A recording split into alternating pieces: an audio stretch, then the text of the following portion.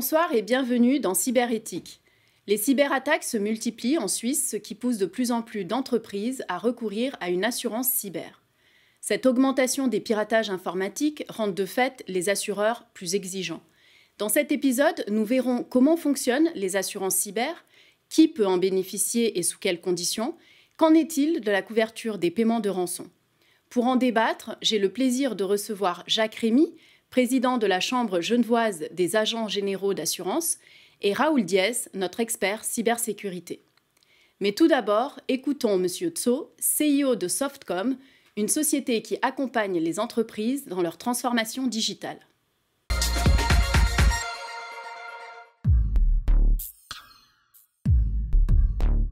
Softcom Technologies est une société informatique qui a un peu plus de 20 ans maintenant. Nous sommes environ 80 collaboratrices et collaborateurs répartis sur nos différents sites de Fribourg, Berne et Lausanne. Notre métier, c'est le développement logiciel dans le cadre de projets de digitalisation de nos clients. Et nos clients étant essentiellement la Confédération, les cantons dans toute la Suisse, les entreprises de transport publics et privés, ainsi que les sociétés du secteur de l'énergie. La cybersécurité est un sujet extrêmement important, d'autant plus dans une société informatique comme la nôtre. On a l'habitude de dire que ce sont les cordonniers les plus mal chaussés, et bien évidemment qu'on ne peut pas se le permettre. Donc, dans le cadre de notre gouvernance, nous procédons à une réévaluation régulière de nos risques et, le cas échéant, également de nos assurances. Et je pense que pour une PME, le fait de s'intéresser à l'assurance cyber, c'est d'abord le moyen de faire un petit peu le bilan sur sa maturité en termes de cybersécurité. C'est aussi, peut-être pour ceux qui ne l'ont pas fait, prendre conscience des risques auxquels on peut être exposé. Et puis, dans un contexte d'incertitude économique tel qu'on le vit aujourd'hui, je pense à l'augmentation du prix de l'énergie ou à l'augmentation du prix des matières premières, je pense que c'est vraiment pas le moment pour les PME de se prendre en plus les coûts résultant d'une attaque sur la figure. L'assurance cyber qu'on connaît en règle générale, elle couvre les conséquences inhérentes à une attaque au sein de sa propre organisation. Et donc, par exemple, finalement, le fait de devoir mandater une entreprise spécialisée pour restaurer une situation après une attaque. À cela s'ajoute l'assurance rançon. Alors, je ne prendrai pas position sur le bien fondé de paiement d'une rançon ou pas, en tout cas pas ici. Et ceci dit, c'est des assurances qui existent, qui sont potentiellement difficiles à obtenir parce qu'il faut un très haut niveau de maturité en termes de cybersécurité. Et puis, elles sont très chères. Là où je peux peut-être rendre attentif vos téléspectateurs, c'est la problématique de la responsabilité civile. Parce que dans le cadre d'une société comme nous de service, il s'agit non seulement de se prémunir d'une attaque ou des conséquences d'une attaque chez soi, avec une assurance cyber, mais se poser également la question de la responsabilité d'un problème chez un de nos clients qui serait consécutif à une de nos erreurs, peut-être à notre insu, dans le transfert d'un malware auprès d'un client lors de la livraison d'un logiciel, ou alors d'une erreur de configuration qui créerait une porte dérobée ou un accès à des hackers auprès de notre client avec des conséquences qui sont peut-être encore plus graves que ce qu'on pourrait vivre en interne. Raoul, peut-être un mot suite à ce que nous venons d'entendre ? Oui, alors, Jenny, merci. Je pris quelques notes qui me semblent intéressantes à énoncer maintenant. La première, c'est que la société Softcom, Rémy Tso, a fait le nécessaire auprès de son entreprise, mais pas seulement, par rapport à ses clients. Il s'adresse aux assureurs pour leur demander des exemples de ce qu'il peut être couvert par rapport à une liste des risques qu'il, lui, doit couvrir. Et ce que je trouve intéressant, c'est qu'il le présente comme étant une liste à faire, et puis les assureurs, si j'ai bien compris, répondent à cet appel d'offres, et selon la liste et les réponses qu'il a eues, on s'aperçoit qu'il y a un ou deux assureurs qui vont couvrir l'ensemble de ces demandes. Alors justement, on a entendu parler de couverture dans le reportage, Monsieur Rémy, est-ce que vous pouvez nous en dire plus? Quelles sont ces couvertures sur la cyberassurance? Alors, dans le reportage, il y a déjà des choses très intéressantes qui ont été dites. C'est vrai que M. Tso a insisté sur la responsabilité civile d'entreprise par rapport à la protection des données. C'est une information qui est très importante. Et puis, bien entendu, on peut avoir l'exemple d'un collaborateur qui ouvre un email avec un malware ou voilà, et puis qui est diffusé chez tous les destinataires qui peuvent être des clients ou bien on va prendre des assurés ou bien des fournisseurs. Et puis, l'entreprise peut être attaquée en responsabilité par rapport à cette diffusion. Par rapport à la protection des données, j'ai d'ailleurs un ami qui est directeur de MS qui, lui, a souscrit ce type d'assurance parce que pour lui, c'était très important au terme de la sécurité des données de ses patients, parce qu'il ne voulait pas que, imaginons que les dossiers médicaux des patients partent dans le public, eh bien, ça lui poserait un gros problème. Bien sûr, en termes de confidentialité.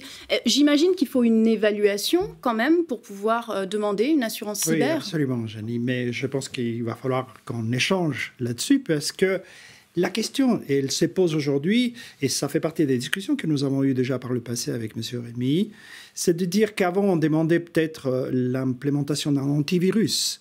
Aujourd'hui, ce n'est plus le cas. Aujourd'hui, on demande aux entreprises de démontrer quelles sont les études et les analyses qui ont été effectuées dans l'entreprise permettant de prouver à l'assureur avant qu'il y ait une police d'assurance signée ce qu'ils ont fait pour garantir eux-mêmes déjà la gestion interne. Je pense que c'est un peu ce qu'on peut aborder. Alors exactement, oui.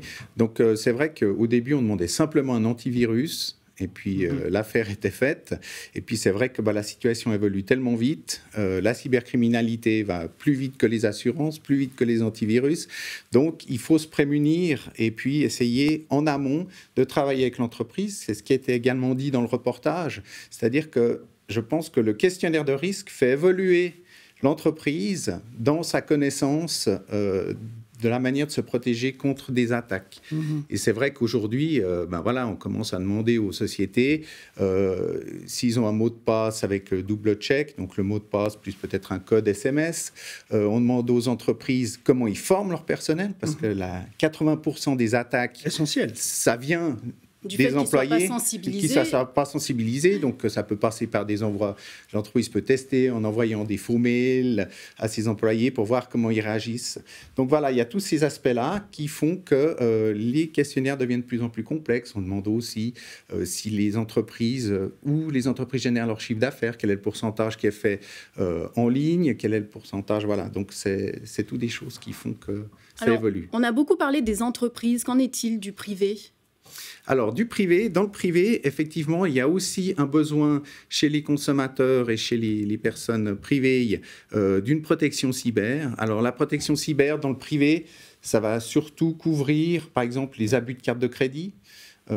Ça va couvrir typiquement aussi pour les enfants. On peut avoir du cyberharcèlement chez les enfants à l'école avec des photos qui sont diffusées, qui partent partout. Donc là, il peut y avoir une action, une protection juridique qui couvre ces enfants. Il y a même des compagnies qui offrent une assistance psychologique à ces enfants qui, par définition, ont subi un traumatisme, etc.